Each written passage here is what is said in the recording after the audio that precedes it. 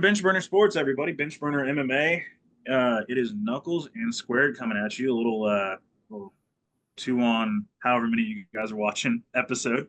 But yeah, it's going to just be us tonight. Max might pop in later. We'll see what's going on. But we're going to talk about UFC 308, the aftermath. Might talk a little bit about the Edmonton card coming up. Might mention a couple fights like the Moreno fight. And I think Blanchfield is also on this card fighting Rose Namajunas. So it'll be interesting. That'll be an interesting card to talk about, but we could not pass up the opportunity to talk about such, honestly, one of the bigger cards of the year with 308, or what it delivered. Ended up being huge, massive news, mainly between the two primary fights on the night. And then obviously there was some controversy early in the night. And one of the best fights probably of the year, if not of all time, happened on the undercard as well. And yeah, so there's a lot to talk about with 308. I mean, we could go on for probably 3 or 4 hours. We're going to try to not go that long. We're just going to talk a little bit about it and bring that to you guys. So anyway, I'm super excited for this. And Squared, how you doing, man? I'm doing good. Really looking forward to talking about this card. I know we don't often talk about previous cards on this podcast, but this is just one we've got to talk about. Mainly because of kind of the implications that the main event had. It just really changed. It doesn't. Well, I mean, obviously the champ stayed the champ, so it doesn't change the landscape of the division, but it really just kind of like cemented a new era. Right. That's what I love about the 145 division is just like the lineage of champions in that division has always been so elite and so impressive. And right now we're kind of, we're entering a new era officially.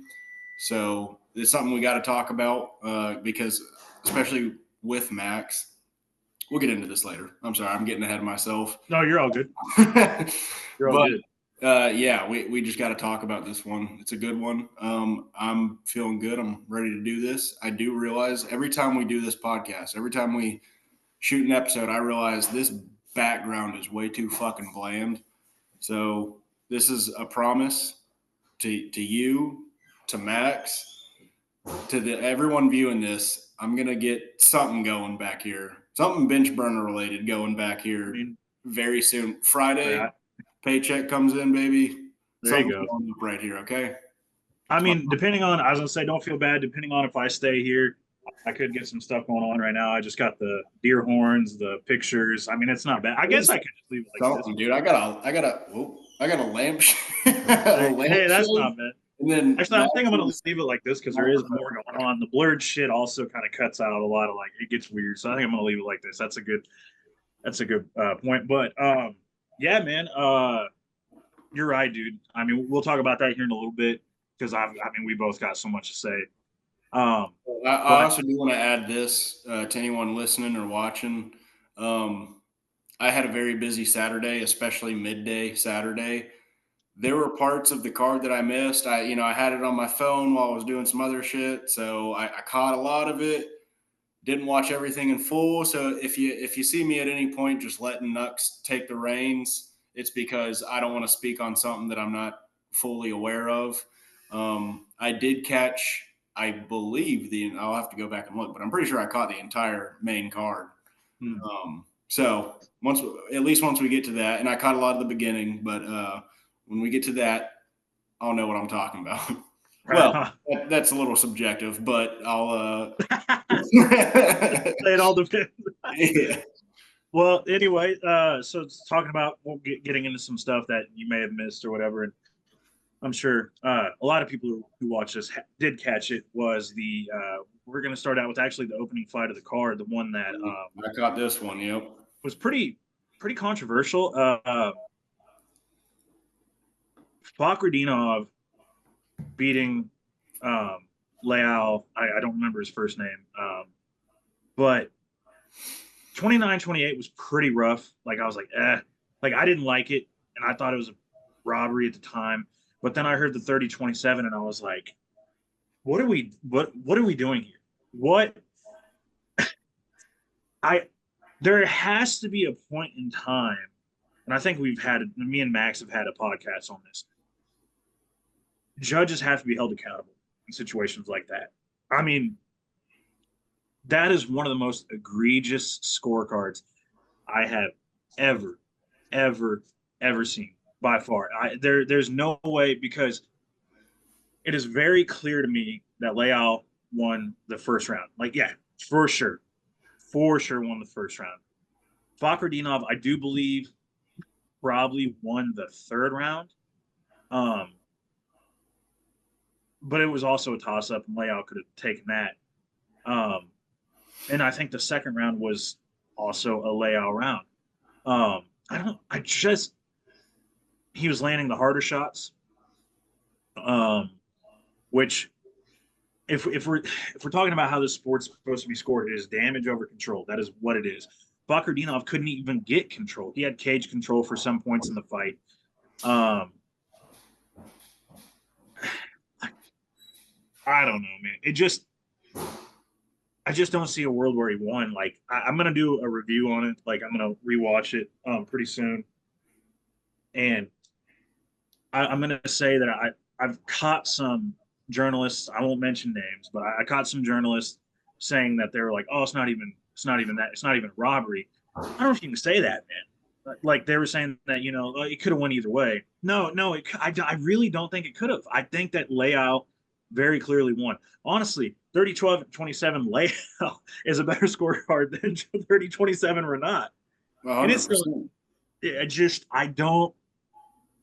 I mean, there's a lot to say about it, I guess, and there's not a lot to say about it at the same time. It's a problem with judging. There's a very, very obvious problem in the sport with judging and where it's at and who they hire to become judges. I'm gonna throw this out there. Chris Lieben recently became a judge. That dude has probably all the CTE in the world starting out, especially after the Anderson Silva fight. And I don't even know if I've seen one bad scorecard from him. And I feel like if that's a basis for, hey, let's get more fighters, more people who know what the fuck they're watching. And Lieben came from the old school ruling where control was over damage, you know. And he's still getting better scorecards than this Muhammad, I think was the guy's last name or something like that. Yeah. No, Ali. Hadi Muhammad Ali. Yeah, 30-27. And he judged another fight on the card. I think he actually did okay on that one, if I remember right. I feel like it was a Magomedov Ankalaev fight. I don't quote me on that. It might not have been that fight, but I just. What blows my mind is it's not a hard concept to get. I get it. There's, different perspectives, but when you've got a criteria laid out and all you got to do is go off that, how are you fucking up a fight this bad? Because when they were reading the cards and they said, 22 judges, 29-28, 30-27. Yeah. And then a 30-27, I was like, these are reasonable scorecards for Leal or whatever his name is. Yeah. And then they followed up, Hana. I was like, no, what the fuck? I was in my car driving, had it on my phone. I wanted to slam the brakes, and I was on the middle of fucking interstate. I was like, what the fuck is that? There's no good. All right, everybody. So the next fight up on the card that we want to talk about was between Mateusz Rebecki. Sorry. Tornado? My fucking ceiling's leaking in the kitchen now, which that happens sometimes. I gotta get it re-roofed next year. Let me make sure it's not leaking bad. What? Hey, I'll go ahead and do a little cut for Coop to add in just to elaborate on the awkward transition. So we had some difficulties with production. There is currently a tornado nearby Nux. So that's if you see an awkward little cut in the podcast, that's what that is. Anyway. All right. Up next on the card is Rebecki versus Orobai. Mateusz Rebecki versus Muktabik. I think is what John Anik how he pronounces it. Orobai. Same way with Rebecki. Everybody else says Rebecki, and it's pronounced Rebecki, I guess. I go with Anik's pronunciation. Right? Polish He's shit, dude. Polish. Polish. Yeah, dude. There's no, unless you're Polish, there's no even trying to pretend to like understand their language. Like I know for a fact we all say Jan's name wrong, Jan Blahovic. That's probably completely incorrect. Yeah. It's probably like I'd love to hear it pronounce it. Probably like it probably just sounds. It's probably like pronounced Stephanie or something. I don't know. Probably. They're weird. Honestly, Like it's probably the best. That's probably the best pronunciation of it. But anyway, that fight. If nobody's caught that fight, gotten the chance to watch that fight, go back on Fight Pass. Oh, it's probably not available on Fight Pass yet, but go back on ESPN if you bought the pay-per-view. I don't even, well, since it was non-pay-per-view part of the pay-per-view, I think you can watch it for free. ESPN Plus should have it on ESPN Plus. But go check it out. I'm going to go out on a limb, say it's one of the top 5 fights of the year for sure, I think. Me and Squared were talking off air before this that I still hold, to me, Zellhuber and Ribovic is my fight of the year right now currently. And another thing I want to say real quick on that fight of the year topic too, so I see so many journalists, and I know it's a lot of journalists too, and like other MMA heads say that if it's 5 rounds, it's a better fight. So like everybody's saying that Holloway versus Gaethje is a better fight than like Ribovic and Zellhuber or this Orobai and Vetchki fight. That's not always true. It's the value of what you get versus just because there's high stakes. High stakes do make a fight. I mean, for example, Usyk versus Pantoja made the fight, and it was a good fight. But I'm telling you right now, this fight was better than Pantoja and Usyk, even without the stakes. 5 rounds is definitely an advantage. If you had a fight like that going over 5 rounds, then yes. But, and I've said this before, my thing is competitiveness. That's like my number one. Obviously, there's other components, but that's my number one component for a good fight. Right. So, and then, Gaethje Holloway, that was 97, maybe even 98% of that fight was a one-sided beatdown. So he's kicking his ass. As great as that fight is for entertainment, and it was definitely the moment of the year, I could never have that as my fight of the year. Yeah, I don't understand. I just don't understand. I've seen many people say that Gaethje and Holloway is still the fight of the year. And like, even after watching it to that point, I think I don't remember if I said it when we were there or not, but up to that, it still wasn't even fight of the year. Even in the moment watching it, it wasn't, because Holloway was kicking his ass. I mean, I think he was up 3 rounds to 1. And honestly, if it gone to the decision, I think he would have won 4 rounds to 1. And if I remember right, hearing some people said the judges afterwards, I think had it 3 rounds to 1 going into that round. Yeah. I see some media members. I definitely still would have had at that point. I think at that point I wasn't very certain on what my fight of the year was, but it was probably DDP Strickland, just because it was back and forth, entertaining. What did I say? Mine was what Allen and I think Curtis maybe at that point. This latter half of the year, ever since we did our mid-year fight awards, we've had some banger fuck. Did we do those? I don't think we did those. I think we just kind of would like mention some. Yeah, no. So we didn't do an official podcast on it. We did it amongst us. I forgot about that. Yeah, we never did an official podcast on it for certain reasons. But yeah, I remember when we were talking about it internally that I think Allen and Curtis was mine up to that point. But I think there's been like 4 or 5 fights since then that have been better. So this last 2 quarters, really just the last like couple of months, have been something else. No, that's the way it is. I think every year in the UFC, man. Like this, I knew this year was going to be special because of what we had in the first half. There was some lackluster, you had 300, and then everything else was kind of what it was. But I mean, you had really good fights with DDP and Strickland. That was a really good fight, but it's going to get forgotten about because it was the very first card of the year, or very first pay-per-view. And then you had Pantoja Usyk, you had Islam and Poirier. That was actually a really solid fight up until the finish. And those were all decent cards. The Poirier and Islam card was not very good, but most of the other cards were pretty solid. 298, 299, and 300. 300 is the best card of all time. I'll die on that hill. 299 was very solid. 298 was very solid. But like, because historically the latter half of the year is always just the best. It always is. They always produce because you've got to remember you got International Fight Week in July. You always have an Abu Dhabi card. They're always going to have one in like August, October, anywhere between August and October. Um, they usually go to Australia. Then they have the MSG card, and then they always finish it off in December with the T-Mobile card that can produce bangers, sometimes not, but the latter half of the year is always solid. But anyway, to round it back to the point, Orlby and Rebetsky was one of the best fights ever. Not ever, one of the best fights of the year. That third round is one of the best rounds I've watched. I don't think it beats the third round of Ribovic and Zellhuber, and that is why Ribovic and Zellhuber is also the fight of the year for me, because the overall fight was crazy.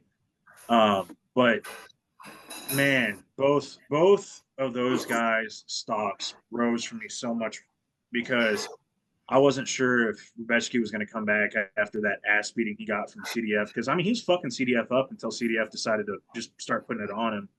And he came back and proved that he still got it.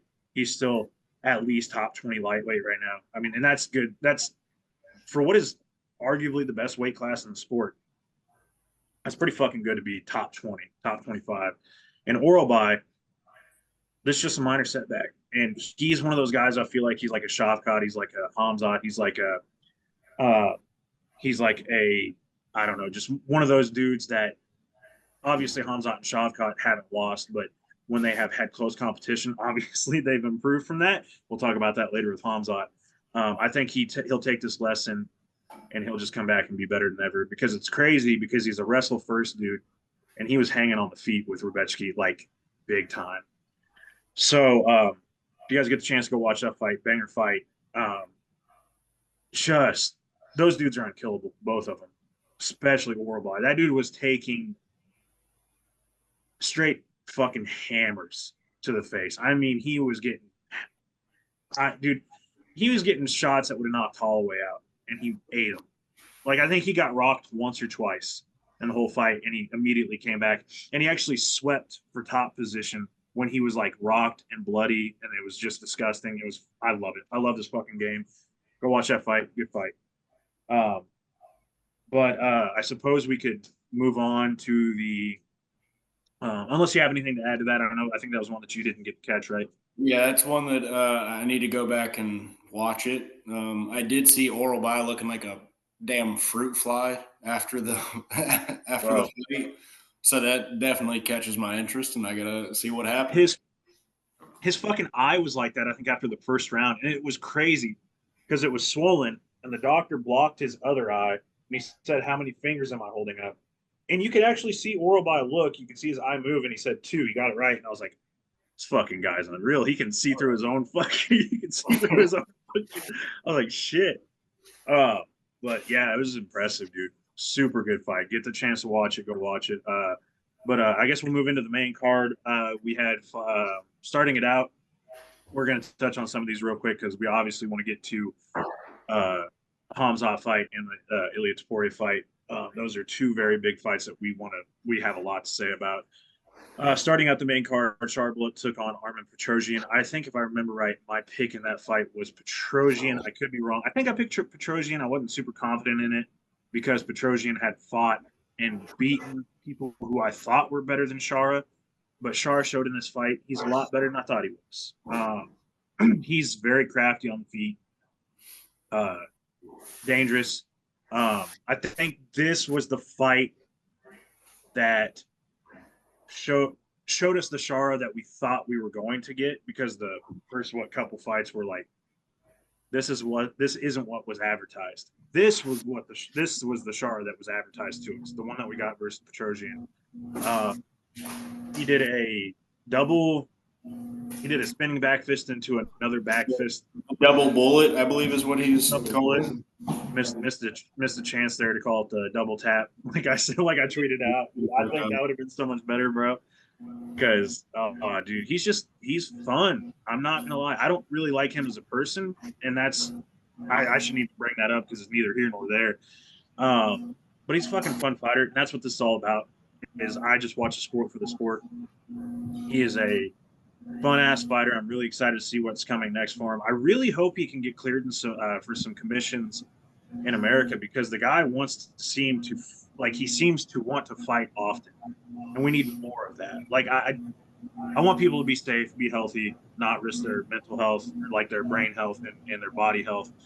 Um, but if he's willing to fight and he's healthy, let's get him in some fights. I don't know, fucking make it get in Middle Tennessee, find a fucking Chattanooga or something if they'll clear it. Fucking That's East Tennessee, please. Eastern Tennessee. My bad. Eastern Tennessee. But our boy Dre Miley, who we've had on the podcast before, I think he's been cleared and fought in Tennessee before. Go to that commission. Go to wherever he's been. They do owe Nashville another card. They do after that. They fucking owe us. They think they gave us Diego Lopez in his first win in the UFC, and I greatly appreciate it. They also gave us Tatiana Suarez too. Yes, and I'm very grateful that I got to see Tatiana Suarez and I got to see Diego Lopez get his first win in the UFC in incredible fashion. But that card overall was dog shit, and they owe us another card right now. Man, I was like, this card this weekend, put it in Nashville. Last minute. I'd fucking take it. This card's actually, we're going to get into it. We're going to talk about it a little bit later. Low key, everybody's sleeping on the card coming up. We're going to get into it later, but this card this weekend, pretty solid. But yeah, man, no, I agree. But put Char on that, dude. Put Char in Nashville. Put Char in fucking, I'm sure Missouri, Kansas City. Do another Kansas City card or a St. Louis card or a fucking, I don't know, Columbia. They got college down there. I guarantee you get a bunch of college kids to go to the fucking fight. Mizzou kids will go down there and watch some violence. I'm pretty sure Florida just doesn't have laws, so put it in the Miami card. They've got Tampa coming up. I guarantee you, dude. I bet you if he could get cleared, he would be like, put me on that card. Put me on that shit right now. But I am so excited. There's so many, I feel like, fun matchups that are potentially there because if we're being realistic, this dude ain't fighting for a title. He's just not, he doesn't have the style to carry him that far, in my opinion. But I'd really like to see what is next for him. I think I said it on Twitter. I made a post about it. I would really like to see him versus Michel Pereira next. That there's no way that fight's not fun. It's just going to be fucking violent. I would favor Michel in that fight, just because he's so overwhelming early on. But Chara is so fucking crafty, just throwing double backfish shit that like maybe you can catch him.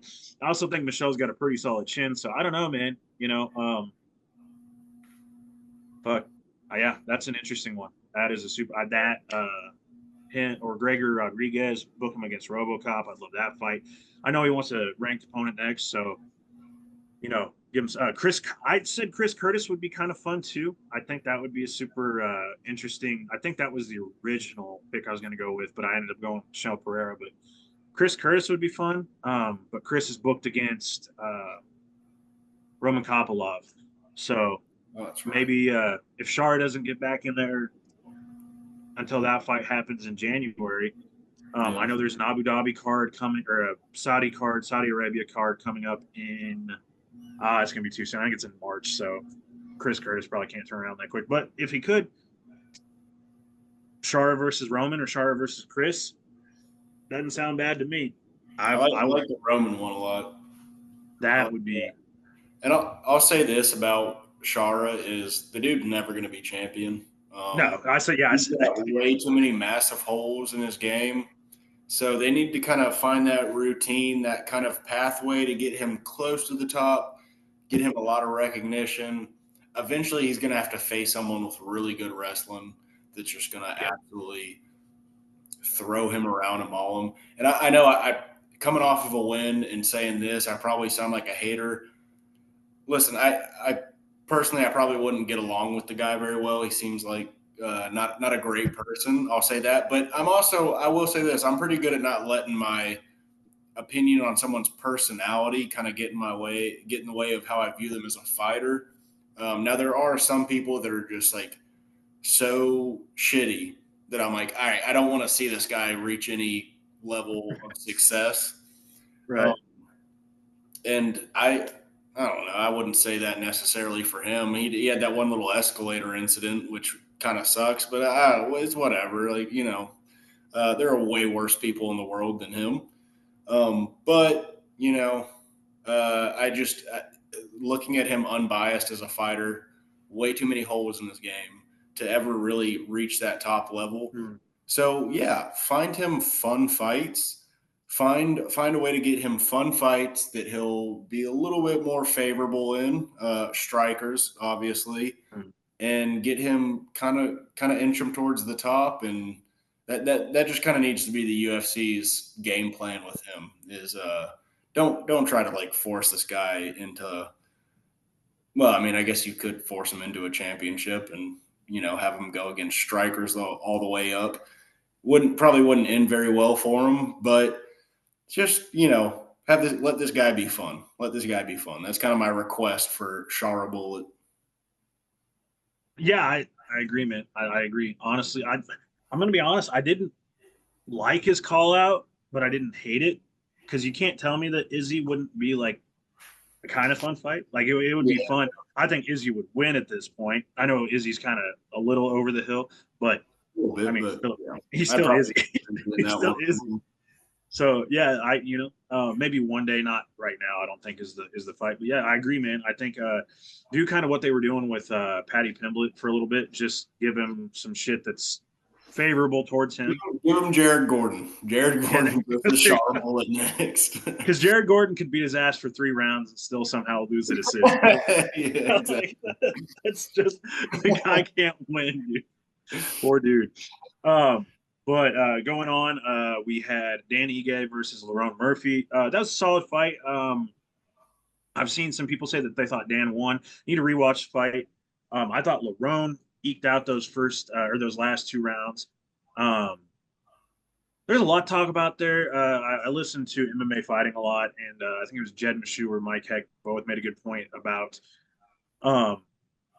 Danny Ige should have got a 10-8 in the first round, and that's another discussion we'll have. I think we're going to do another review on that shit because me and Max talked about what constitutes 10-8 and should there be more 10-10s and should corners throw the towel in more.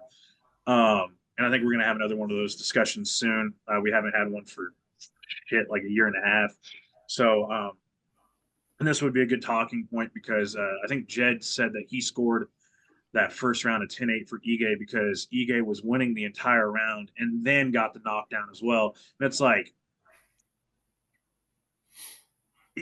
the point was that he was controlling that entire round, then knocked him down, and then Murphy just kind of eked out the last 2 rounds. And you can't say that those 10-9s, you can't value those 10-9s as much as you value Ige's 10-9 in the first round. And I totally get that.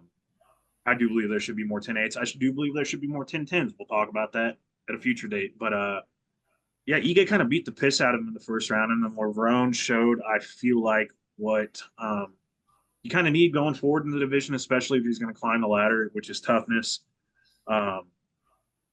just resolve. I don't think he gets past the person he called out. He called out Josh Emmett. I don't see him. If you're going to get Danny Ige's got power. He does have power. He didn't have Josh Emmett power. I'm sorry to tell you. Josh Emmett, Ilia Topuria hits hard. I'm going to give him credit. Ilia Topuria hits hard. Nobody in that division hits as hard as Josh Emmett. On a full flush shot, ask Bryce Mitchell. Nobody hits as hard as Josh Emmett. I've seen that dude ether like 3 fighters, and I thought they were fucking dead. Michael Johnson, Bryce Mitchell, and I know there's another one that I can't think off the top of my head. He just beats the dog shit out of people. So good luck to Lerone if he gets that fight. But yeah, his stock rose slightly. I just still don't think he's a top 5 guy. I think he's like bottom 8, like 8, 9, right in that range. I think that's where his ceiling's at. I don't know if you have any comments on that fight there. Not a whole lot. This was I can tell you exactly where I was while this fight was going on. I was on my way and then in advanced auto parts while this fight was going on. But I remember I picked Ige to win, and to quote myself via dog mentality, Ige is a dog. He is, You man. know, so I was I was in the car. I was in my truck while this fight was happening. So I wasn't paying a whole lot of attention. I was being responsible, and had my eyes on the road for the most part.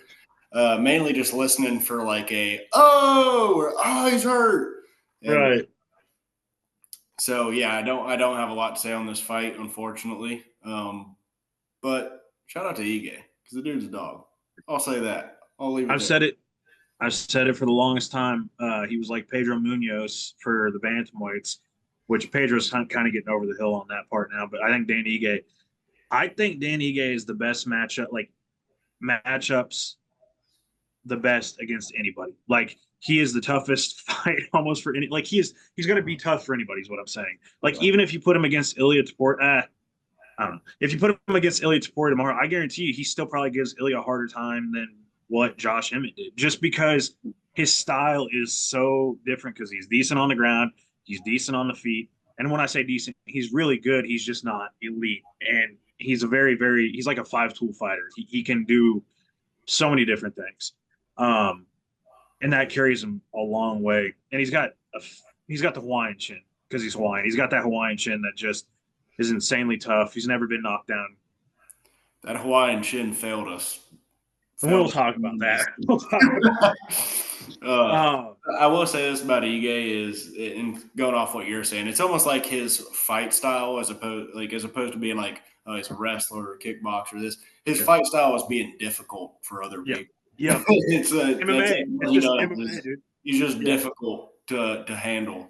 I was gonna say you want to have even that Bryce Mitchell fight, and Bryce won pretty convincingly, but he's still tough. He battered Bryce a little bit. You remember Bryce had that swollen eye, and all bloodied up. I'm trying to remember what he hit him with that caused all that, but I mean, he as a Bryce Mitchell enjoyer, and I also, obviously I love Dan Ige, but as a Bryce Mitchell enjoyer, I was like, oh fuck, he might put Bryce out. Little did I know, Bryce going out was being saved for later on down the line. He just softened it a little bit. He softened it. Yeah. He just loosened the lid a little bit. The pickle jar was a little looser. Straight up.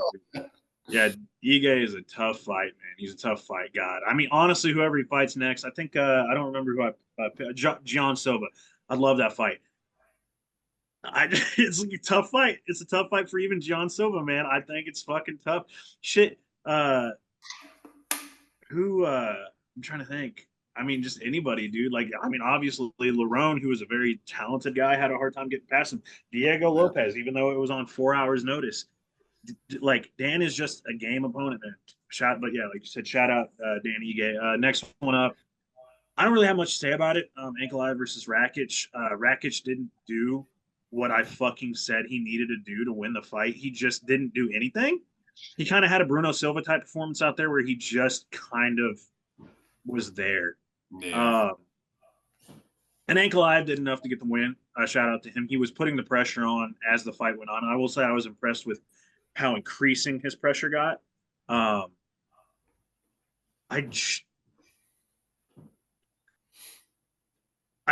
these people that have been saying for a long time that Ankalaev is the best light heavyweight in the world, no fucking way. There's no way. I don't see it, man. He wants to be a kick. I mean, I think he is a kickboxer first. Everybody thinks he's a wrestler because he's from Dagestan, but he has grappling. I just think he's probably a better kickboxer than he is a wrestler, honestly, from what I've seen. But he's not exciting. He's not a very exciting guy. I think he's technically sound, but if he tries to go up against Pereira like he did Rakic, he's getting knocked the fuck out in like a round, if that. I know we've made comments about his fight IQ in the past. I really wouldn't expect him to be that stupid to be like, all right, let me just go chin in the air, flying at good old Pereira. No, he'd probably try to wrestle that fight, but I think he would. He said he wants to stand with him. Everybody says that. I mean, yeah. Jamal Hill said that. We saw what happened. Yuri never said it. To Yuri be just fair, no one really has tried to wrestle Pereira yet. So those people are men of their Jan word. did. You got to give them Jan, that, too. Jan did, and like Jan Yeah. almost won the fight, but he did it. The That's problem was the Jan, closest anyone's come to beating Pereira at and light that's heavy. Jan did it. Jan did it too late, and there's some people said Jan won. I think I rewatched it. I think I might have scored it for Jan. I'd have to rewatch it again, but I remember I've never rewatched that fight, but I do remember one as I wanted Pereira to win that fight. All respect and love to Jan. I wanted Pereira to win that fight. I do yeah. remember being really nervous going into the decision. And So see, it was definitely a close one. I would say Jan, and I might be a little biased because Jan is like probably he's number one or number two favorite light heavyweight. It's like him and Khalil right now are up there. Yuri's just right behind him. But yeah, I think Alive deserves a shot. Does he get it? I don't know. Dana seemed a little bit more. I'm not gonna say enthusiastic in the post fight about it, but he seemed more willing to give him the shot. I mean, when you're beating that many opponents in a row that are that high level, it's kind of hard to deny him after point. He's at the point where Bilal was, where it's just like Right. fucking just give the guy the shot. And I think that's what's going to happen. I don't know how.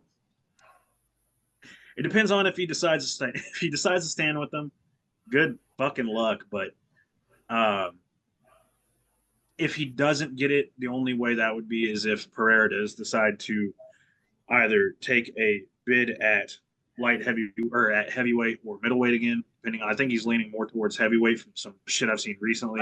So I don't want to see that guy cut to 185 again. I'm telling you right now, don't get me wrong, love Pereira, but if he cuts some 185, his chin's a lot weaker, Yeah. and DDP is so fun. I think DDP. His body was already like, not good for cutting to 185. Oh yeah. Obviously, once he got there, he did pretty good. He became champion, so you can't say too much. But Right. now his body's been at 205 for what, 4 fights now, something like that. Yeah. Body is not one to go. It'll be a whole. Ankalaev, man, he just like. Even if he's not losing, because we talk about how he loses the big ones, like championship fights or like the title eliminators, he just finds a way to like really like fuck himself over. But in this one, he won, and it's kind of like you were saying, it's gotten to the point where it's like the Bilal, the Marab, where it's like, all right, fuck, those might not be the most entertaining ones, but you've won 10 in a row now or whatever it is. Go ahead and give him the title shot. But it's just like it's also his underperforming a little bit, Like even if he won this one and it wasn't in the most entertaining fashion, it wasn't just unentertaining as in like, you wrestle fuck him the whole time. It was like a little under impressive, and it's against a guy like Rakic. No disrespect to Rakic. You got to win a little bit better than that, and then it just leaves. He I don't know. I really don't know. Yeah, what he leaves. Like, why are you leaving so many questions in the air? He's leaving too many questions, and he's leaving a lot to be desired, to be wanted, like desired. Yeah, he just because I feel like he's better than what he shows, or at least what he showed in this. I mean, we saw it in the Walker fight. He just fucking put Walker out. Like, I don't get me wrong. Can you do the same against Rakic? I don't think. Who else put Walker out? That's right. Fucking. That's right. who's coming for the title. That's who's coming for the title now. But no, I don't know, man. I think he's better than what he shows, but I think that's also a fight IQ thing that he's just wanting to play it safe. And if you're gonna try to play it safe against people like Pereira or fuck even Yuri or Jamal or Khalil or just those guys that got power on the stand up, you're gonna find yourself in a bad place. If you're trying to put the word safe and Pereira in the same sentence, you've already fucked up. That's what I'm saying. He's gonna have to do something different when that fight. I think that's the next fight that's gonna happen. I believe so. And if it is, he's gonna have to do something different. He's gonna have to take a little bit more chances. Probably wrestle, like we talked about. He's gonna have to. It's just if you want to win the fight, you can grapple and be exciting. I don't know what everybody's under this impression that grappling and exciting are two like separate things. No, you can be both. I mean, 1,000%. Look at I would Charles say, Oliveira. Look at yeah, this exactly, beautiful exactly. submission artist. Um, And in case I've misrepresented myself, Charles Oliveira, as y'all know, is my favorite fighter. Crazy submission artists are my favorite fighters. So don't get me wrong, you can absolutely be an entertaining, but when you're wrestle fucking. All right. Sorry, yeah, I just wanted to make sure I made myself clear on that one. exactly. So speaking of exciting and grapplers, why don't we transition into an exciting grappler in the co-main event? Robert Whitaker took on Hamzat Chimaev, 5-round co-main event in Abu Dhabi, obviously. And early on, we saw what we thought was going to happen, and Rob was scrambling well, and then Hamzat just fucking Hamzated him, man. The dude's unreal. The dude is unreal. I mean, I think honestly, I'm gonna be honest with you, as a Robert Whitaker, like the fucking Robert Whitaker fan, the Robert Whitaker fan, I think regardless if that tooth issue was there or not, I think that Hamzat still would have found the choke. Just when you get that guy in a position like that, it's hard to get out of it. Rob was doing good fighting, hand fighting, but that crank was just fucking something. Um, if he didn't get the rear naked choke, he would have got a crank anyway. Um, that guy's a fucking future champ, dude. I 100% believe so. He's 29, I think. Um, obviously had issues getting in the cage. Um, there's rumors about him not being able to fight anywhere outside of like Saudi and Abu Dhabi because of his ties with Kadyrov and everything else like that. Which I mean, it seems to be true because the only place he's fought in the last 4 years outside, before because he was fighting in Vegas a little bit and everywhere else, uh, has been Abu Dhabi and was scheduled to fight in Saudi, which I guess it's good. They're getting more cards in that area to where he has more opportunity to fight. I just hope they can figure that out because I legitimately think he's going to be a champion. Um, if they booked him versus DDP tomorrow, I don't know who the fuck I'd pick, man. I'm just gonna be honest. I really don't. Before this fight, if you would ask me Hamza versus DDP, I would have said DDP pretty confidently because he's just a hoss. Or not technically good. He's not very technical, but very good on the ground. Very good on the feet with what he does. Even if Hamza got him down, I think he's just fucking. He like if we're talking strength for strength, I think DDP's up there with Hamzat. But now after watching the fight, man, I don't fucking know. I really don't. Hamzat's just different. I'm excited to see what's next. I've heard some shit that he might get that some people think he might get a step over from shit that they've heard. They might get a step over Strickland. Dana White's a pretty staunch believer that Strickland won the first fight with DDP and wants that rematch. I think that's what's going to happen. I think he's going to do that. And I think that'll happen in probably February or probably January or February, more than likely. I think Islam's fighting in January, so they'll probably book the DDP fight in February. Um, and I think that's the one that they're talking about going to. No, the Perth one's in March, I think. So they're talking about, or not Perth, Sydney, whatever in Australia. But I think they're talking about trying to book one in California for February at the Anaheim Honda Center, I believe.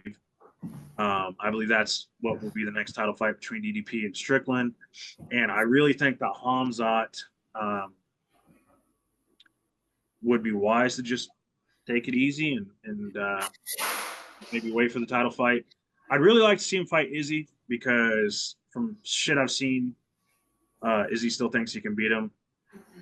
He can't. But Hamzat Chimaev, man, what do you fucking think, dude? That shit. Yeah. I'll say this about Hamzat, and I tweeted it after the fight, was it's really nice to see him kind of return to that aura and that energy he had back in 2020 and 2021. That just like, because when he first came along, I, like many other people, saw him fight and saw him dominate and saw him beat two guys in 10 days and, whatever that record was, and was like, holy shit, what an animal. And he continued to climb up to the top, came up against, going up weight classes too, knocking out GM3. But then he kind of reached that point where, he fought Gilbert, great fight, kind of had to pull that dog out in him. And that's when things started to kind of get a little questionable. He reached, he hit that point versus Gilbert. Some people call that a questionable decision. I'd have to go back and rewatch it. I've rewatched it before, but I'd have to go back and rewatch it again. I don't know. I don't know who won that fight, but Hamzat won the fight. That's the official statement. That's what counts. That's what counts. Yeah. That's all that really matters. And then he fought. I remember he went on to fight Holland, and I was still just real big into him. I was like, yeah, of course you're going to struggle against Gilbert. That's a hard fight. Then he fought Holland. All that shit happens, misses weight, and I was, things started to kind of teeter off. I started to become less onto the Hamzat train at that point. Massive periods of inactivities, pullouts, all those things. And I started to question, what's this guy's cap? And I'll say this: going into the Whitaker fight, I think I picked Whitaker because I thought Whitaker could survive that early onslaught, and he couldn't. Especially with it being a 5-rounder. The thing with Hamzat nowadays, and as good as it was to see him return into that damn grizzly bear he's got inside of him, that comes out and just drags dudes down to the depths of hell and subs them in the first round, like he did, was. And you could say this is unfair of me because, how's he supposed to prove this in one fight? But I still watch that and I go, all right, can he recreate that though? Like, can he do that consistently? We already know he can't consistently show up to a fight. So, it left a lot of questions up in the air. Because, what if Rob didn't have fucking tooth decay and didn't get his fucking shit rocked inward in the first round? I agree with you. He probably would have still gotten the choke eventually. He was absolutely mauling Rob. So I'm not trying to take anything away from him. I think he would have won that fight regardless because he's got great wrestling. He's got great control, great grappling in general, and was controlling Rob. And I think it was only a matter of time. But, and this is something I said before the fight, where is Rob at in his career? So it's just it leaves a lot of questions in the air. And like I said, I'm being unfair. I can say that. I'm being unfair in saying that because how is he supposed to answer questions in one fight? He fucking went out there and got a first round finish. So it is unfair of me to ask these questions, but it just leaves a lot of unknown for me going into a title fight, like being like, all right, can he keep that up? All right, let's say DDP doesn't get tapped out in the first round and you spend the entire first round slinging him around, wasting what we do know for a fact is not a very good gas tank that you got. So it does leave a lot of questions and it doesn't make me super confident in him. But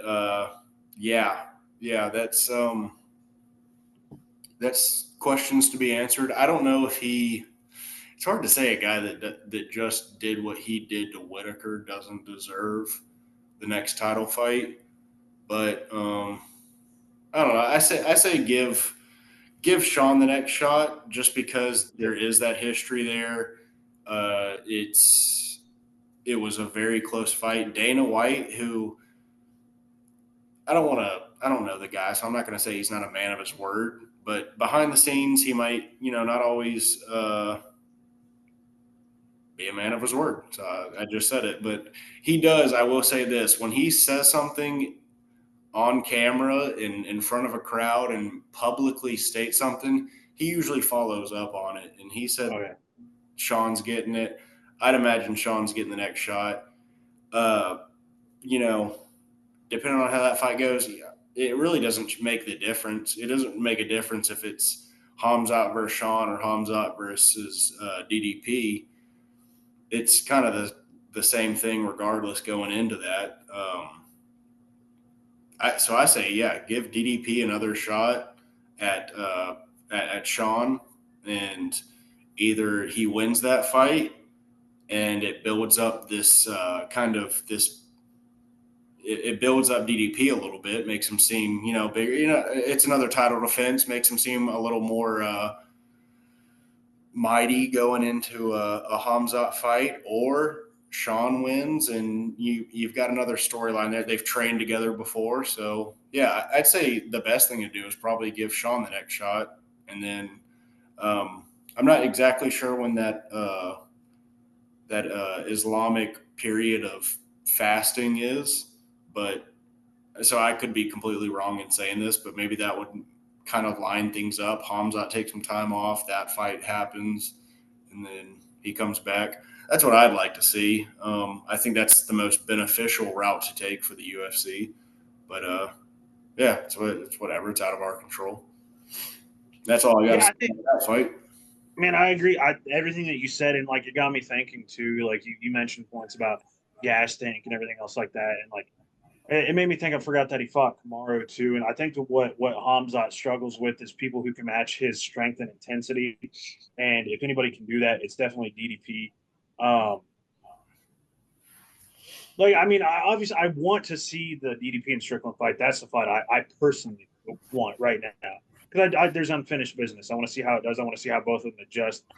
But I also really fucking want to see DDP versus Hamzat, whether it happens in a championship fight or not. I need to see that fight strictly based on can DDP just big brother him, man? Because his strength is fucking crazy. People forget to talk about that. Like he is a strong motherfucker. He's just very, very strong. And like you said, the gas tank on Hamzat, like everybody used to shit on DDP for not having a gas tank, but obviously, like, somehow he does. Like, he looks like he's tired, but he's not. And I think if anybody can survive a first round with Hamzat, it's him. Kamaru did it, and that's also that fight with Hamzat. I know it was a week or 11 days notice, but that's another thing that you can use to build Kamaru's legend in the future. That especially if Hamzat goes on and wins the middleweight title and like does so in dominant fashion, that fucking builds Kamaru's legend up big time. I'd still like to see Usman stick with 185. I love seeing him coming in at 185 on 11 days notice and doing what he did in that position.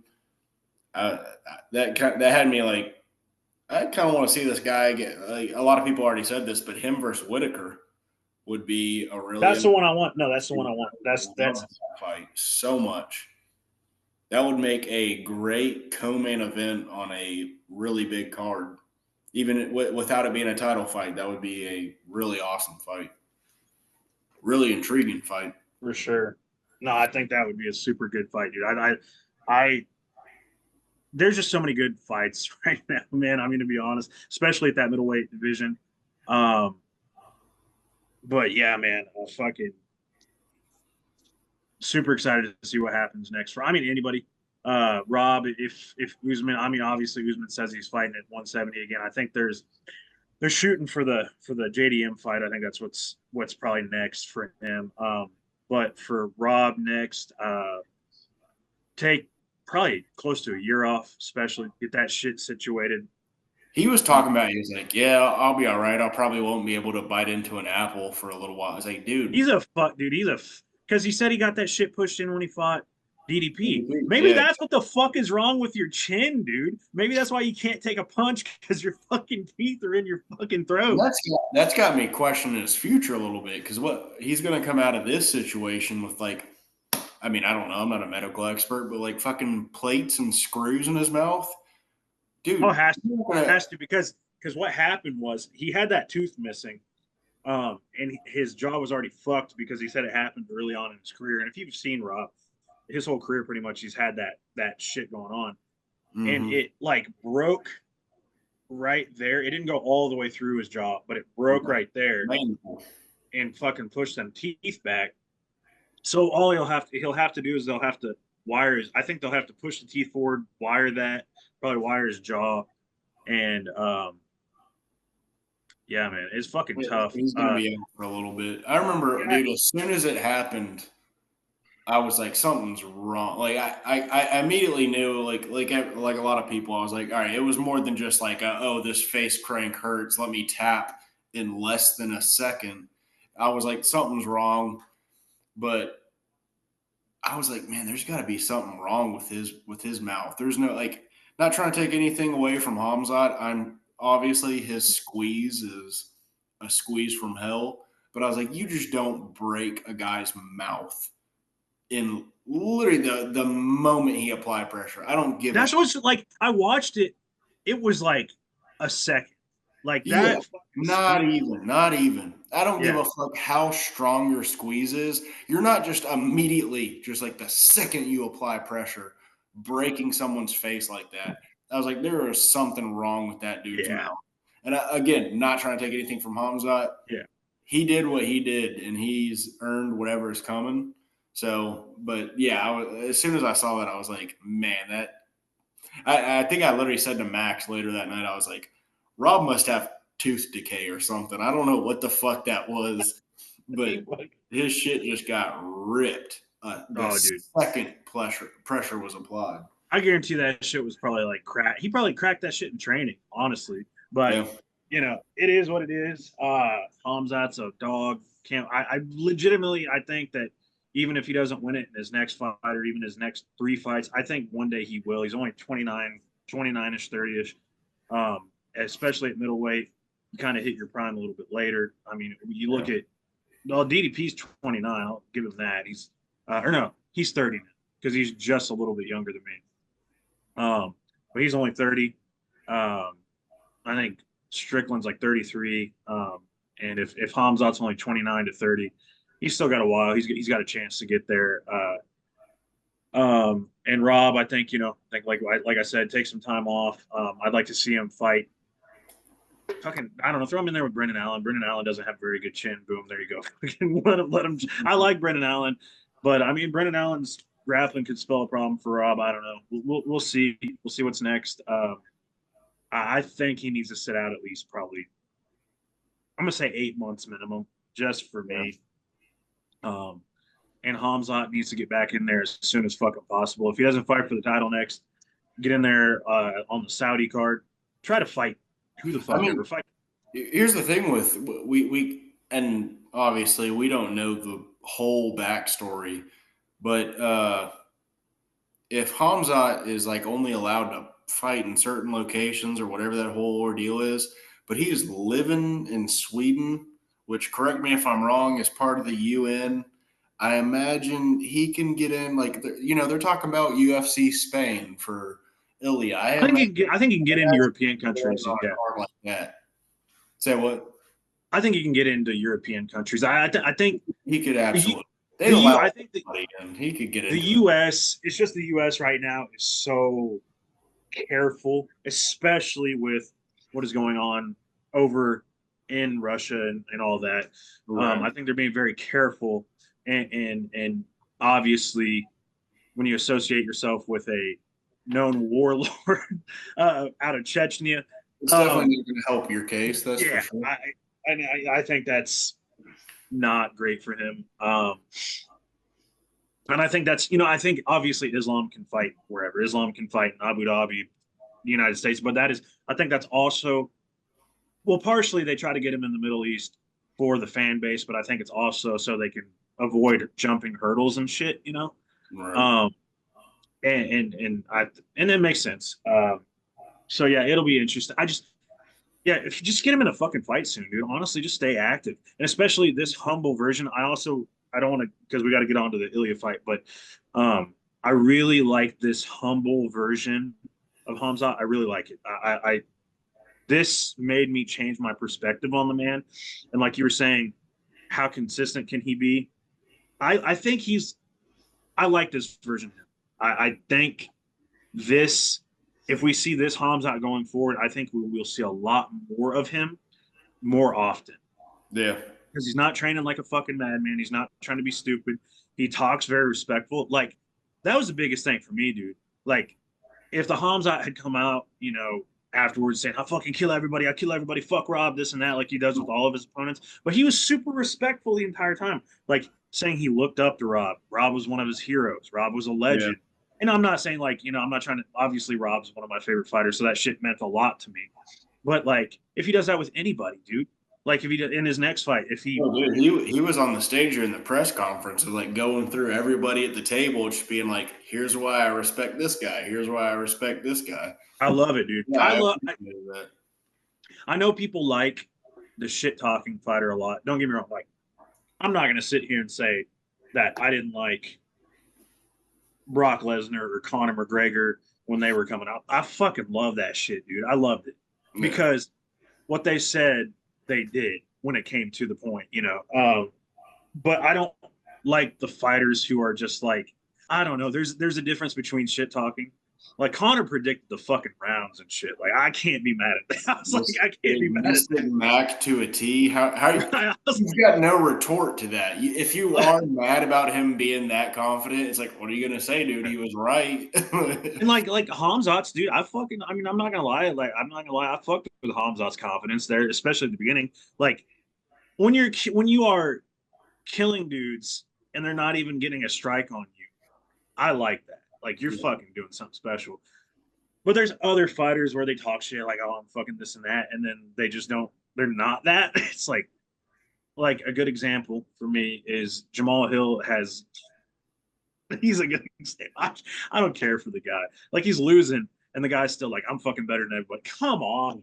Like, come on, that's the shit talk I don't want. But it's annoying, especially in a case like that, where because I liked Jamal Hill, and going into that Glover fight, I was like, I really want to see this guy get the title. That would be a beautiful story. Yeah, and they try to do that personality arc, and it ruins it. And like if Jamal's career played out the same way that it has right now, but he remained the way that he was going into the Glover fight, I'd still be in full support of him. Like, for sure. He'll get it the next time. But they do that, and it's like, dude, I can't really feel sorry for you, unfortunately. Dude, I mean, that's the way, like, it's shitty to say it. I know we got to move on, but I want to say, like, a good example is like Izzy. I respected the fuck out of Izzy saying what he was saying, doing what he was doing. I mean, he come up, he knocked Rob out. I was like, fuck. I was like, that's impressive. And then he dog walked Paulo Costa, who was walking through everybody. He fucking, was doing all that. And I was like, and he was he's doing the dances and shit. And like, I was like, okay, this guy's got something about him. And then he just went to tepid decision after tepid decision after tepid decision. And I was and he was still talking. And I was like,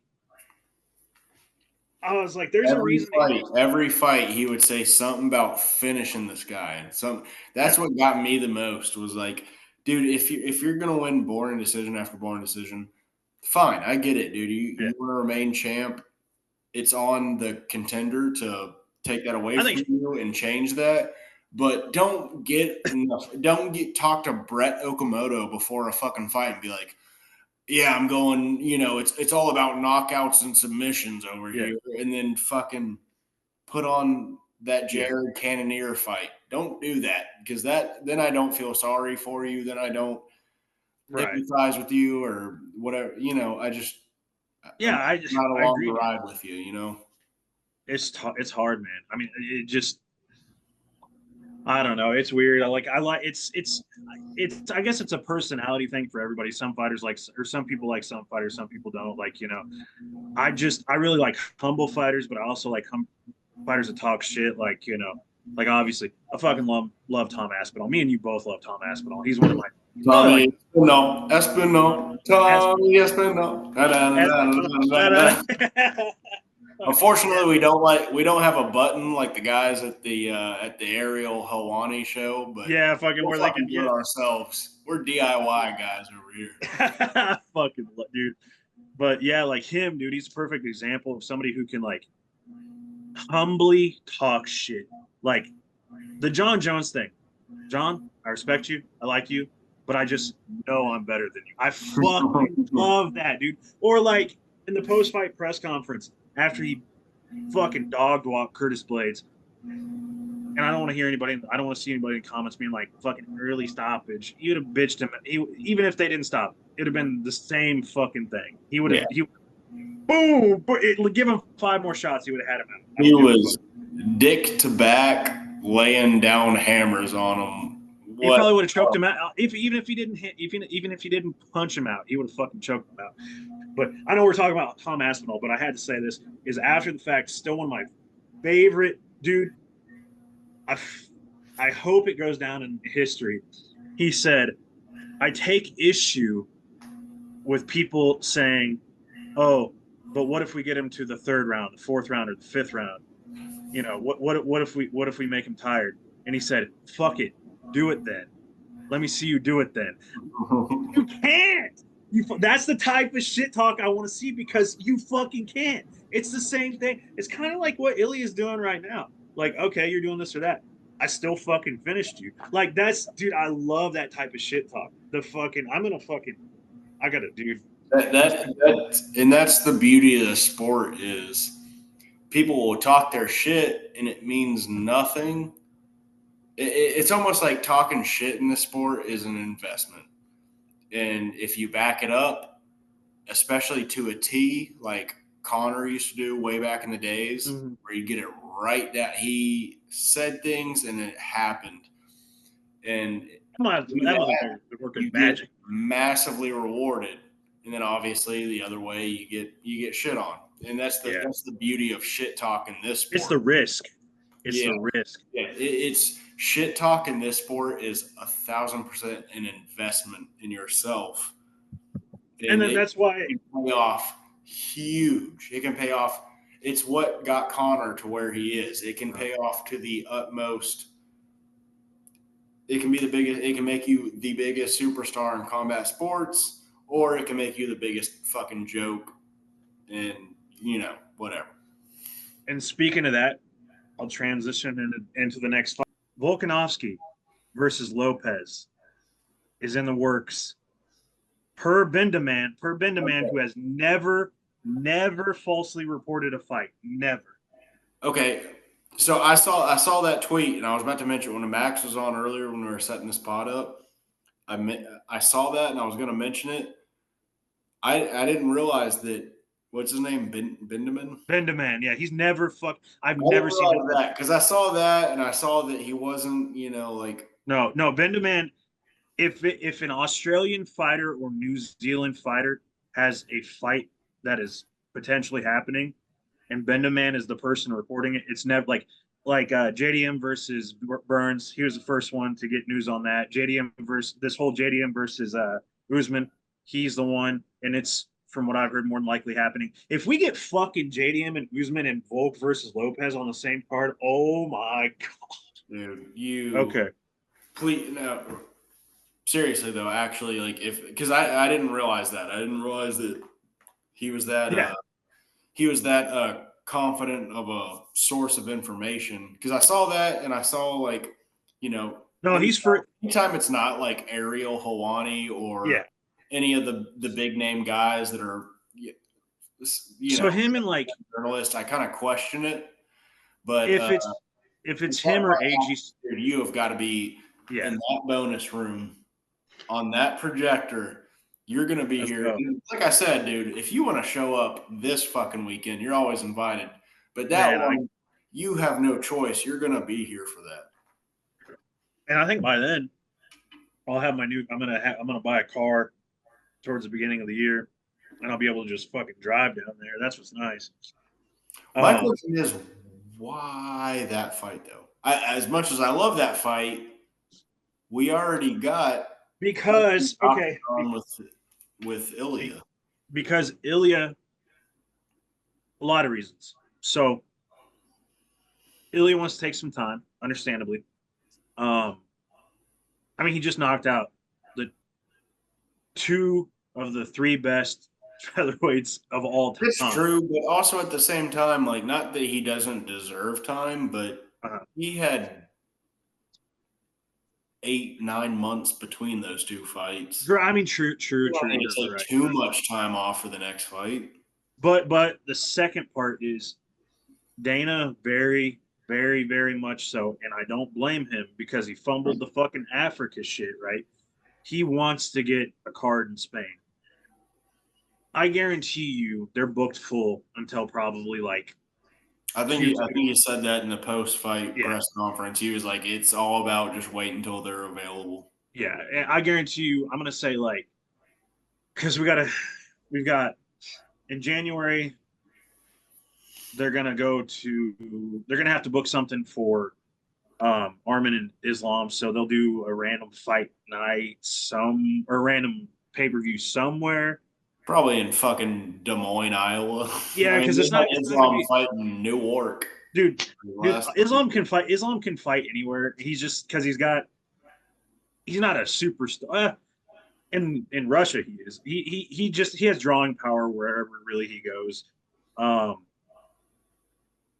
they're not going to do two back to back T-Mobile cards. I doubt. Maybe Canada. I could see him going back to Canada. Um, I still think it's wild that they went to Toronto in January because I know that shit had to be like fucking frigid. Uh, yeah, Islam, you can take him anywhere. And then in February, I think they're going to Anaheim, from what I've been reading. Um, March is no 212. So hold on, 210. Anaheim's going to be March. Australia is going to be February. Um, March, April, Abu Dhabi potentially. Um, fuck, I can't remember. I heard a card for that, so it'll probably be like May or June before they can really go to Spain, and more than likely, I'd see them doing it after International Fight Week. So like, I'm trying to think of the free cards. So you've got your set cards. Sorry, I'm fucking doing math in my head. So you got your set cards every year. So July, like late June till July, is T-Mobile, no matter what, for International Fight Week, always, always. October is Abu Dhabi lockdown. It's usually like, yeah, it's October. October is Abu Dhabi, and November is MSG. Those are like the three that are locked in all the time. So your free cards are January, February, March, April, May. One of those is also an Abu Dhabi card. They're trying to make it like a Saudi card from what Turkey Al Sheikh was saying, which I think that might be the April card. They're trying to make it the Saudi card. So that's probably another one that's going to get locked in. But they have for sure 3 months locked in the year.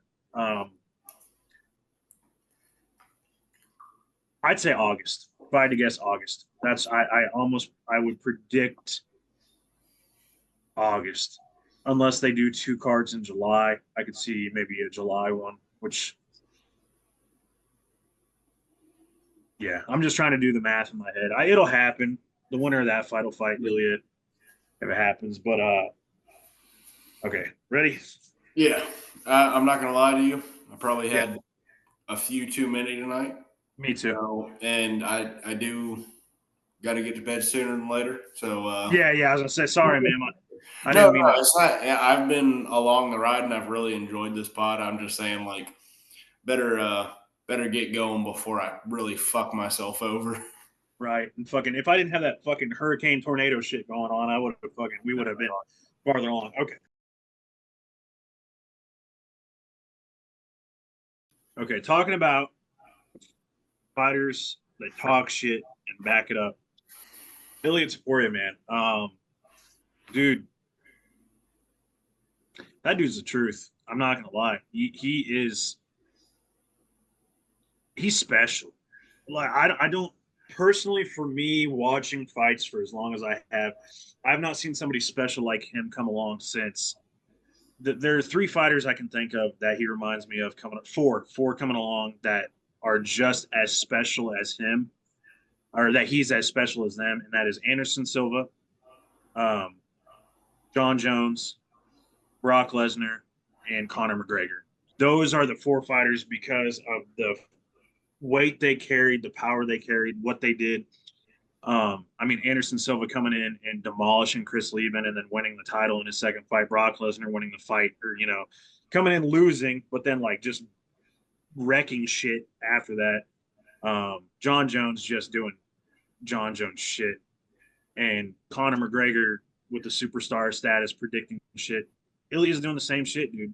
He predicted a knockout in the first two rounds against Volk, got it in the second. He predicted he'd be the first person to not only knock down Max, which I think Justin knocked him down, but that's neither near here nor there. But also knocked him out in like emphatic fashion. Um, that kid's fucking special, man. He is 27. I can't think of a fighter that I've seen at his age doing what he's doing. And the fact that he probably hasn't even hit his prime yet is fucking terrifying. It's terrifying. Terrifying. Legitimately, he's beatable. Everybody's beatable. I'm not saying like he can't be beat, because everybody can be beat if you just catch him on with the right thing at the right time.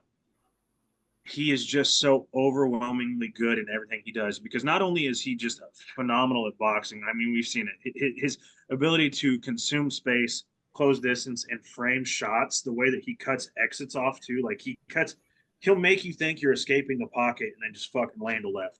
Like, you know, it's so crazy. But my what I was saying is he's also a phenomenal grappler on top of that. That's what got him to the show. That's what everybody talked about coming into the UFC. This guy is such a good wrestler, really special. And I then think he was the first black belt in Georgian history, if I'm not mistaken. Yeah, he just he's fucking terrifying, dude. Like he just I'm telling you right now, like I don't think, unless he fights like Islam, I don't think I'll ever pick against him again. I legitimately, even if he fought fucking Robert Whitaker tomorrow, I don't know. I know that's like three different weight classes above or whatever, but I'd still be like, man, Billy's probably gonna find the chin. I heard somebody saying on a podcast recently, like, oh, if you moved to lightweight, he would struggle against people that are a lot taller. Like he said, Jalen Turner. The person said Jalen. I'm sorry, buddy. Not okay. It was Jed Mashu. Sorry, Jed. He fucking killed Jalen Turner. I don't care if Jalen Turner's 6'5". He would fucking kill him. It's MMA for a reason. There's body shots. If he can't reach chin, he's just gonna kill him to the body. He's gonna, what that left hook that he hit Max with, he'd hit Jalen to the liver and fucking crumble him. He is. I'm not trying to glaze him. He's just special. He is so insanely special. And moments like these, when we're watching these fighters and watching what they're doing, it makes me love this sport so much more. Like, it hurts watching my fighters I love die like that, go out like that.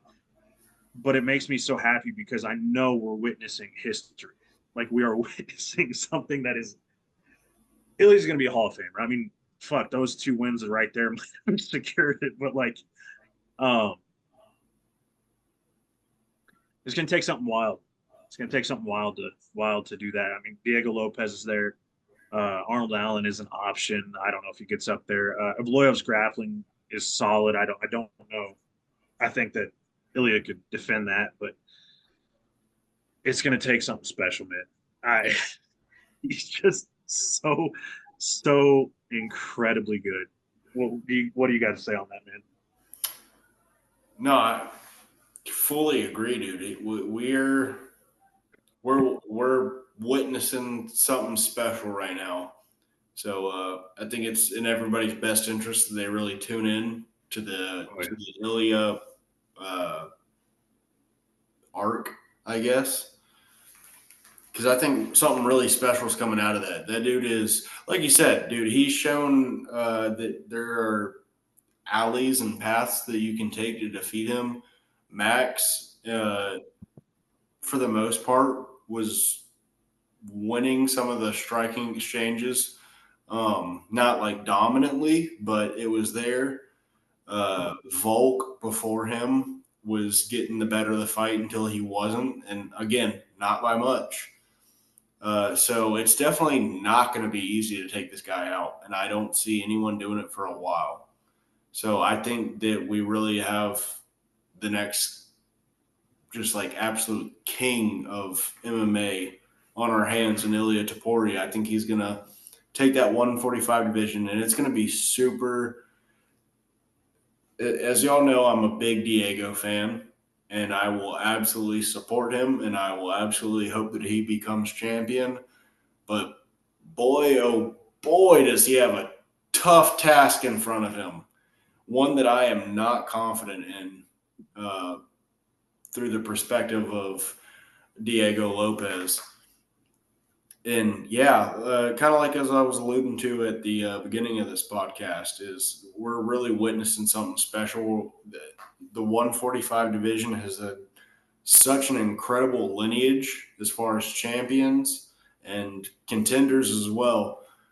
And we're looking at the new king of the 145 division, and he is once again just somebody so elite and so special. Knocking out Max Holloway is something that the whole thing with the guy is that his chin is just made of adamantium or whatever the shit from Wakanda is. Vibranium. Vibranium, yeah. That's been the whole thing is you can't do that to him. You can't knock him out. You can hardly wobble him. And he did both those things. He wobbled the fuck out of him, and then he knocked him out. This guy, he's so special.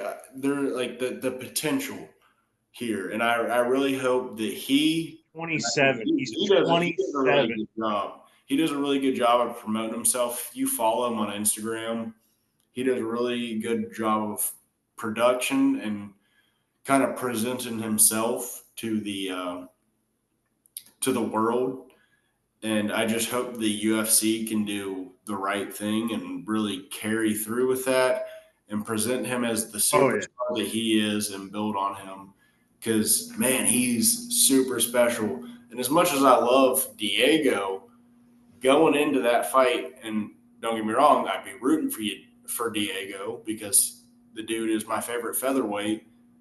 And this is assuming this is the next fight to happen for Ilya, which might not be. But man, if Ilya won that fight, I would probably still be stoked because that's just huge for the sport. There's a lot of potential with Ilya Taporia that can really, really build this sport into the next level. The same way, I'm not saying he's going to be on the same level as Conor, but the same way that Conor propelled the sport, I think he can propel the sport as well. I think it's like there's been stages throughout the UFC. There's been this fighter came along and then propelled the sport to here. This fighter came along, propelled the sport to here. COVID came along and propelled the sport up to here. I think Ilya is the next one. Ilya can absolutely be the next one to really just rocket the sport to the next level.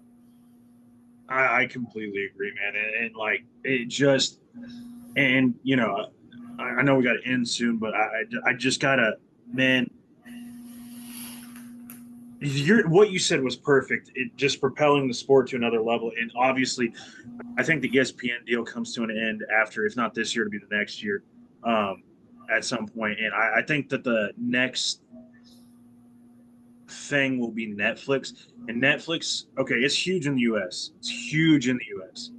It's fucking massive in Europe. Like they've got so many, TV shows, different things that they do that are huge. I watch a lot of like foreign films from over there on Netflix, and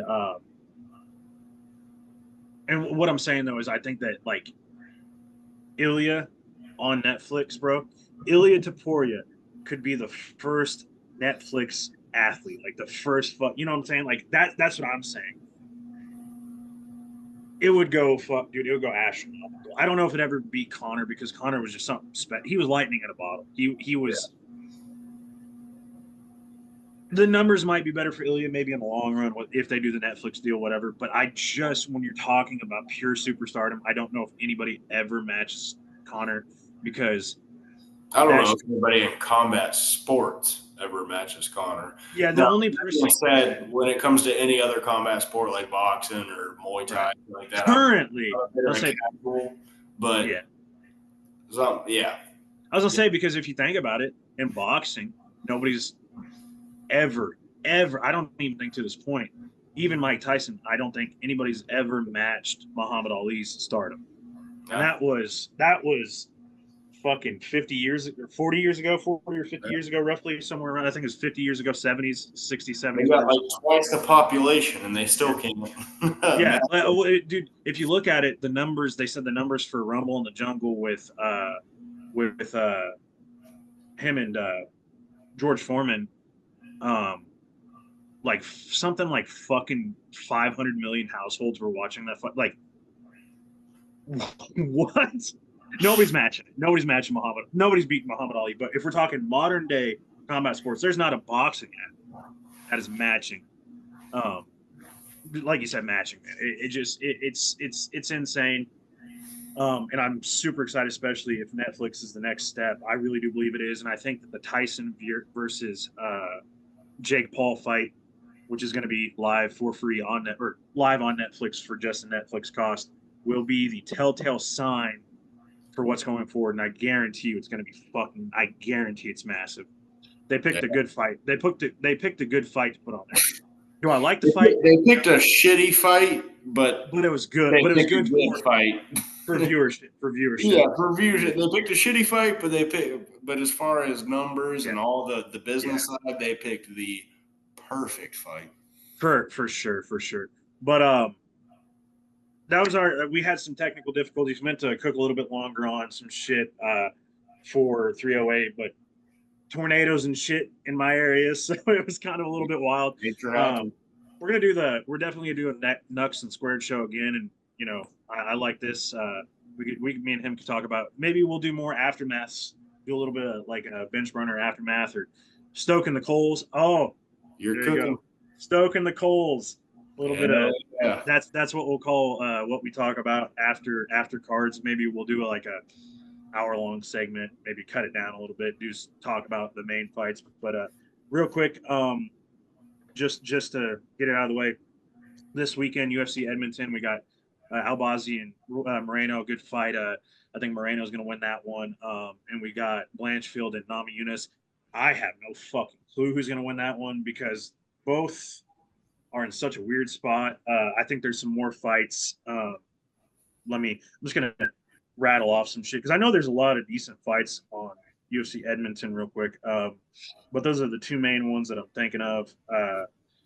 Derek Lewis is fighting Jonathan Deniz. That's a someone's going to go to sleep real fucking quick kind of fight.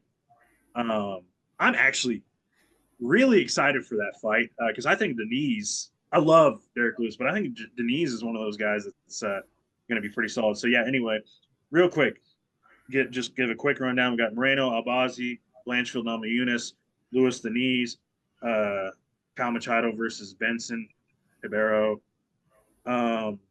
Burial versus Stoltzfus. I'm surprised Stoltzfus is coming back after having his face fucking broken in half by the Hulk. Yeah. Impressive. I think he's gonna get knocked out by he's a plus 170 underdog. Mike Malot's returning against Trevin Giles. That's a Mike Malott W. Trevin Giles just cannon fodder. Eamon Zahabi versus Pedro Munoz. Super interesting fights. Big step up for the Ariel Helwani lookalike. We got Ariana Lipsky De Silva versus Jasmine Jasdavicius. Charles Jourdain's making his bantamweight debut against Victor Henry. Jack Shore is fighting Yusuf Salal. Tough fight for Jack Shore there. I got Yusuf Salal in that one. Milk Bag, my fucking boy, my king, my emperor, my brother, Alexander Romanov is fighting Rodrigo Nascimento. Surrey City's fighting Garrett Armfield. Garrett Armfield is a veteran, or not a veteran, a friend of the show. Former interview that we did. Chad Anheliger versus Cody Gibson, and Horth versus Petrovic. So there's your Edmonton card. Pretty fucking solid card for a fight night. I'm not gonna I like lie. that card a lot. Yeah. Yeah, it's a good fight night card. Just tune in to watch it. I think it's gonna be super good. I'll have the main event picks out on Twitter. Probably gonna start posting them to Facebook too if you follow us there. Gonna try to get them out a little bit more often here and there because we're starting to keep our record on that. I believe me and Squared and I think Coop are tied for 2-1. I think on our record now. Nobody's undefeated anymore. I think both you and I fucked up on Halloween, Yeah. unfortunately. But I was gonna pick Ilya, and then just something flipped in my brain. But officially right now I've got Moreno beating Albazi. Depends on what version of fucking Moreno shows up, but that's my pick on that. What was I gonna say? Oh, I was gonna also say a little bit upset that a person who is from like around the Edmonton area that I interviewed, me and Hakeem Dawodu did not get on this card. Was a little bit sad about that. I really wanted to see him on that card. He was shooting for the card, if everybody remembers. Haven't been able to talk to him recently. I messaged him a little bit. So don't know why he didn't end up getting on that card, but that was kind of sad to see because I want to see him back in the octagon. But anyway, Squared, go ahead and plug what you got to plug. Yeah. Super excited for this card this weekend. I'll actually be able to sit down and watch it. I will be out and about this weekend, but I definitely have the time to sit through and watch this whole card. So I'm looking forward to that. This is going to be a good card, especially just for I'd say run of the mill fight night, but I think Apex cards nowadays are what's considered run of the mill.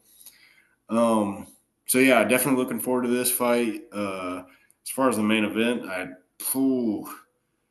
wish Albazi hadn't taken such a long time off because that leaves a lot of questions for me. But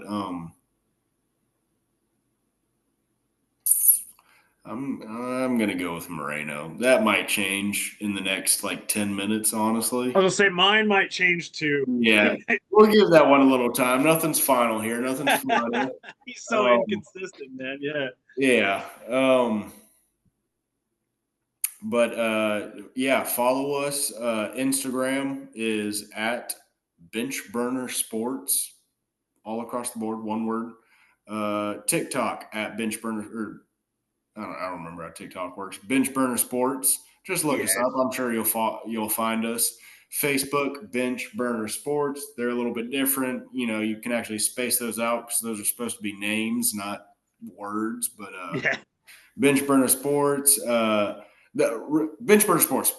Find us everywhere at that, except Twitter, which is our most popular one. That's the one where we have to settle with at bench_burner. So find us there on that. Obviously, if you're watching this video now, you've already found us on YouTube. So go ahead and hit us with a like and a subscribe. And hell, if you're feeling crazy, hit us with some notification, little whatever the fuck. Ping it. Yeah. Hell yeah. Get that little bell going. Hit that little bell button. Damn, that's our first bell shout out. Hit that bell. Yeah, hit that bell, baby. Hit that bell like that. And I was gonna say, we're not getting any money for this, so just just hit that bell real quick. The pleasure is all mine.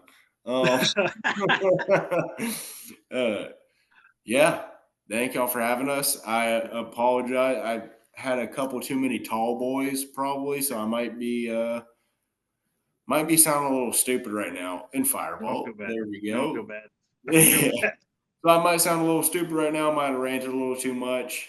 Our boy Coop's gonna cut this down, make it right. Fix our errors.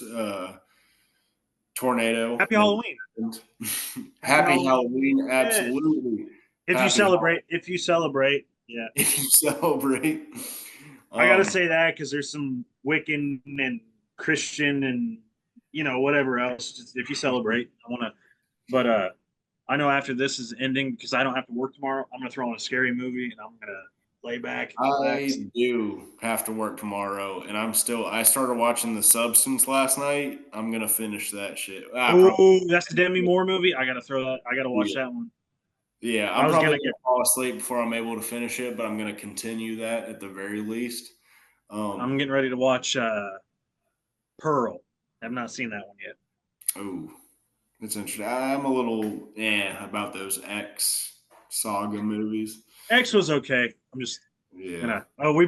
we said we were talking about we're gonna turn this into a film into a film. Yeah. Here we go. All right.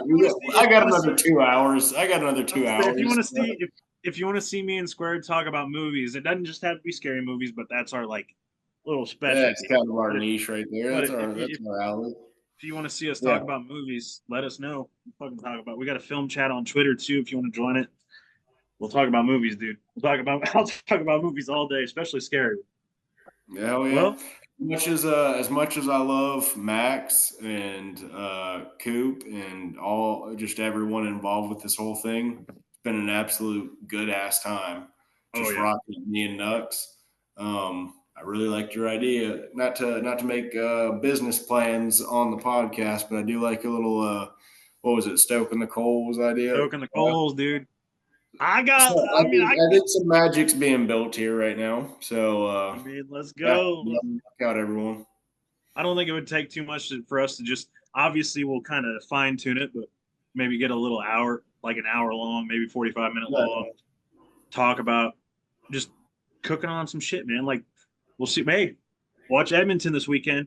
Maybe we'll have a little bit of stoking the coals after the fact. But anyway, everybody, that was maybe the first episode of Stoking the Coals. We'll see. But it was fun, dude. Fun time. Sorry about all there's probably gonna be a lot of cuts and this and that, but we appreciate everybody tuning in and hopping in and enjoying the time with us, listening to us talk about just random bullshit that maybe we don't know nothing about, maybe we know a lot about. I don't know. I mean, I think that we do a pretty good job, and we appreciate everybody tuning in. So this is Knuckles and Squared, and appreciate you guys. Signing out. Peace. Peace.